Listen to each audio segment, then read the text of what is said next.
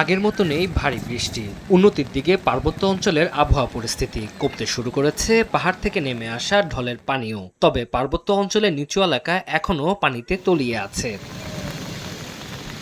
বান্দরবনের সাঙ্গু ও মাতামুহুরী নদীর পানি কিছুটা কমলেও এখনও বিপদসীমার উপরে। উঁচু এলাকা থেকে পানি সরে গেলেও শহরের আর্মিপাড়ার শেরেবাংলা নগর, ইসলামপুর, বালাঘাটা, কালাঘাটা সহ এখনও পানির নিচে। বন্যা দুর্গত ১২২টি পরিবারকে উদ্ধারের পাশাপাশি যোগাযোগের ব্যবস্থা সচল রাখতে কাজ করছে বিজিবি। বাসায় খাদ্য নাই, পানি নাই, গৃহ মন্দির মধ্যে আর কি জীবনযাপন পার করতেছি। অনেক কষ্টের মধ্যে আছি, শুধু আমি না, এরকমের হাজারো মানুষ পানিবন্দী অবস্থায় আছে।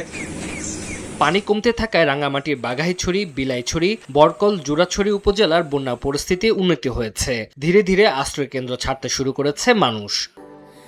স্যান্ডেলিনা সো, রূপচর্চায় আভিজাত্য। খুব অসহায় নিরহর মতো পড়ে আছি। ঠিক মতন খাইতে পারতেছি না, ঠিক মতন চলাফেরা করতেছি। আমার বাচ্চা আছে, অসুখ বিসুখ সবকিছু অনেক কষ্টে আছে।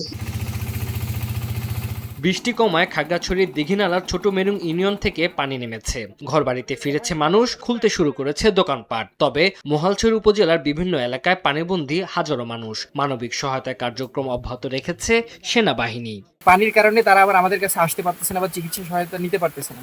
তাদের এই চিকিৎসা সহায়তা তাদের ঘরে ঘরে পৌঁছে দেওয়ার জন্য আজকে আমাদের মহালছড়ি জোনের পক্ষ থেকে ভ্রাম্যমাণ চিকিৎসা ক্যাম্পেইন করা হচ্ছে।